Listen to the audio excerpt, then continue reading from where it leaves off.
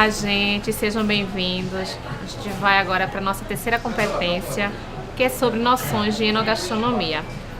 Para essa aula, a gente vai contar, com a ajuda do enólogo da Vinícola Miolo, o senhor Felipe Sesca, que vai falar um pouco para a gente sobre a noção, de como melhorar a questão do vinho e a comida, fazendo disso uma experiência, gastronômica que seja inesquecível. Felipe, então, como é que a gente faz assim as principais combinações dos vinhos e das comidas? Bom, essa parte da harmonização, essa arte que se fala tanto hoje em dia, é uma arte bem complexa, envolve muitas coisas. Tem vários detalhezinhos que podem ou nos ajudar ou complicar muito a nossa vida, né? Mas a gente pode começar pelo que a gente disse que é a harmonização mais fácil, e mais clássica, que é a nossa harmonização por cores, Tirem os peixes, que é a carne branca, com os vinhos brancos, e as carnes vermelhas, carne de gado, com os vinhos tintos, Mas, partindo dessa base, a gente pode incrementar ela um pouquinho. Também tem variações, Porque a gente não pode ficar simplesmente focado, porque eu vou comer um peixe, eu tenho que tomar vinho branco, eu não posso, vou comer uma carne, tem que ser vinho tinto, obrigado àquilo. Alguns outros detalhezinhos podem fazer com que essas combinações e harmonizações, elas nos deem outras possibilidades. E quais são? Então assim, a gente pode começar pela parte dos temperos, Existem alguns temperos que são totalmente prejudiciais para qualquer tipo de harmonização, que podem ou nos facilitar ou nos complicar totalmente a vida, Vamos dar exemplo, alguns temperos, vamos dizer assim, meio que exóticos, Temperos indianos, uruguaios, temperos que não são muito comuns no nosso dia a dia, apesar que alguns do nosso dia a dia, como alho, cebola, cominho, coentro, eles não são fáceis para se harmonizar, eles acabam, vamos dizer assim, ampliando o sabor desagradável, principalmente o sabor amargo do vinho. Então são temperos que a gente deve limitar o uso ou controlar a quantidade que a gente vai empregar. Porém, alguns outros como pimenta, cheiro verde, salsa, são temperos que eles também vão já ajudar um pouquinho no nosso dia a dia. Pratos que levem muito tempero, pode ser azeitona, pimenta, eles demandam já vinhos que tenham uma estrutura, uma complexidade um pouquinho maior, em função do valor que eles vão agregar também ao prato. Como alguns molhos mais aromáticos, pode ser um molho de maracujá, um creme branco, enfim, eles podem levar também para um prato mais leve. Então isso quer dizer que numa carne vermelha com um molho mais untuoso, então um molho de creme, ele pode vir a combinar com um vinho branco, por exemplo? Pode. Assim, o que a gente tenta fazer é sempre um equilíbrio de sabores.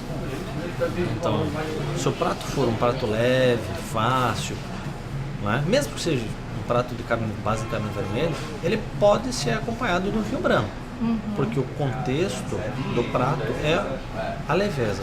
Se for mesmo um fruto do mar, uma lagosta, um camarão, filé de congro, um sirigado, que vier com molho de alcaparra, botar pimenta, ele vier com purê de macaxeira, com molho com tomates, um bobó, que seja, que é um prato bem consistente e que tem um sabor mais marcante, ele também já pode puxar por um vinho tinto. Então, porque o nosso principal objetivo é fazer com que o prato não seja tão leve, que o vinho mascare ele, e que o vinho também não seja tão forte que mate o prato. Exatamente, a noção da enogastronomia, a gente, é justamente trazer o equilíbrio entre o prato e o vinho. Então, por isso, não há uma regra, como bem frisou o Felipe, a regra clássica, das cores, mas ela não é algo engessado. É necessário muitas experimentações, e, lógico, o bom senso, justamente em tentar identificar que sabores não podem brigar, o que a gente fala em brigar, Felipe? Um sabor brigar com o atrito, outro. Tem sabores, por exemplo, vai tomar um prato que tem um toque de acidez, com um vinho que tenha muito tanino, o sabor da marca vai se sobressair muito, vai ser como morder um caju verde. Então, uma coisa que não dá, Então, querer comer um filé ao molho ferrugem, tomar um vinho branco refrescante como um vinho verde, não dá certo. Vai querer um salmão ao molho de maracujá para tomar com um Bordeaux, um tinto de grande guarda, com grande passagem para Carol, também não vai dar muito certo. Então a gente tem que cuidar um pouco desses detalhes. Como a gente tinha comentado, alguns temperos como alho já não ficavam bem, Pratos que contêm ovo também não dá muito certo. É isso que eu ia te perguntar. Tem algumas misturas que não são fáceis de fazer. Por exemplo, ovo, repolho. Vamos assim, ingredientes que são enxofrados, né? Que é o ovo, o repolho, eles não combinam bem com o vinho. Muito complicado fazer a harmonização deles.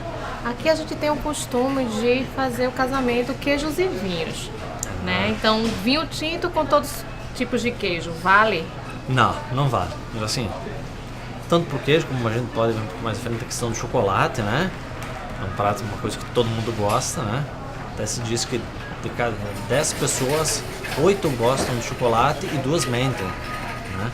Então, mas chegando no queijo que você comentou, o queijo existem vários tipos de queijos, várias maturações, formas de preparo, queijos mais duros, queijos mais moles, queijos que possam conter fungos, que não contenham, né? Queijos adocicados, queijos não adocicados. Então cada tipo de queijo vai ter um prato diferente, né? O próprio gorgonzola, que é um queijo muito famoso, apesar de ser um queijo de sabor muito intenso, é um queijo que tem a questão do bolor, né? Do fungo dentro, que dá o tom esverdeado dele. É um queijo que ele foge totalmente à regra, né? É um queijo que ele acompanha muito bem vinhos licorosos, vinhos de sobremesa, como é o caso do Sauternes, né? É uma quebra-regra muito clássica. Vai pegar um queijo com uma polpa mole, também pode tomar um vinho branco mais refrescante, né? Pode ser um vinho verde, um frisante, ou um próprio espumante.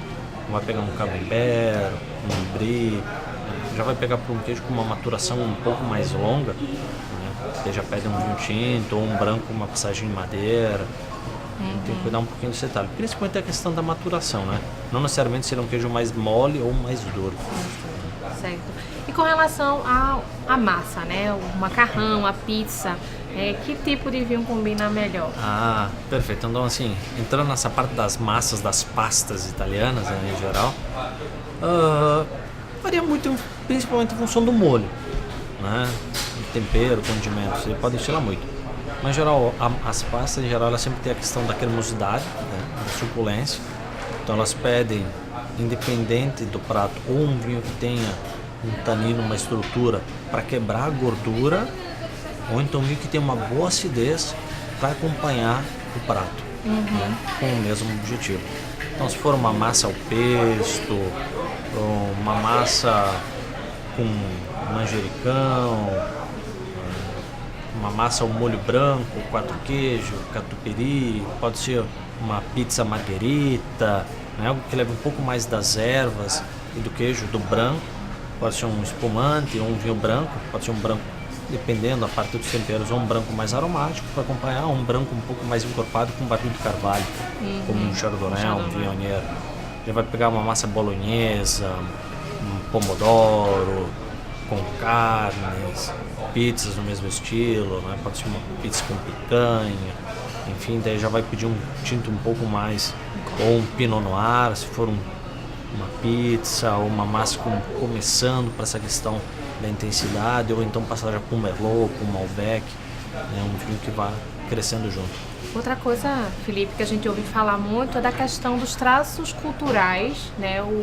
As questões culturais, essas comidas que tem muito a ver com a localidade e o vinho respectivo a essa comida. Perfeito, né? Existe um consenso que, em geral, que os pratos típicos de cada região, eles têm a tendência a sempre combinar com os vinhos daquela região. Hoje a gente vai falar do bacalhau, por exemplo, a bacalhoada, que é um prato clássico de Portugal, harmoniza muito bem com vinho verde, que é tipo de lá. Vai falar de uma massa, de uma pizza, como a gente comentou, com um tinto mais leve, ou mais encorpado como um sangiovese italiano. Vai falar de uma carne ao ponto, um prato mais elaborado, mais consistente, que precisa de um tinto com maior corpo, que vai falar da França, né, de um Bordeaux. Vai falar, por exemplo, aqui do Vale de São Francisco, que é pertinho de nós, né? Onde a gente tem como prato típico o bode, né? Hoje nós temos grande destaque para o Vale de São Francisco para acompanhar também esse prato, que é um prato difícil, os espumantes e os vinhos tintos da uva Shiraz. Vai falar do sul do Rio Grande do Sul, no sul do Brasil, melhor, no Rio Grande do Sul a gente tem duas regiões bem distintas, a Serra Gaúcha, que é tipicamente italiana, com uma região da Campanha que é um pouco mais de descendência espanhola. A região da Campanha prato mais clássico é o churrasco, como todo o Rio Grande do Sul, mas muito mais forte, onde a gente vai precisar de um vinho tinto. Hoje os vinhos tintos da região da Campanha estão se destacando muito. A própria Miolo hoje ela tem 2 unidades de produção na região da Campanha. Como vai falar da Serra Gaúcha, tu vai entrar então voltando na questão italiana, né, nas massas, um pouco do frango, o galeto, as pizzas. Ainda vai pedir um tinto com uma boa acidez, né, com uma estrutura, com um branco de maior estrutura também. E tu falou da questão do vinho espumante, né? Tendem a achar que o vinho espumante é um coringa, né? Ele é um coringa? Não deixa de ser, né? Assim, hoje, o que a gente busca na harmonização é que a acidez dos vinhos brancos, ela quebra um pouco da gordura e da limpeza da nossa boca, ou o tanino do vinho também quebra a gordura e mantém o nosso paladar limpo. No caso do espumante, a gente tem a refrescância dele e a gente tem o gás carbônico, né, as borbulhas famosas, que também vão fazer um trabalho parecido com o tanino para fazer a limpeza da nossa boca.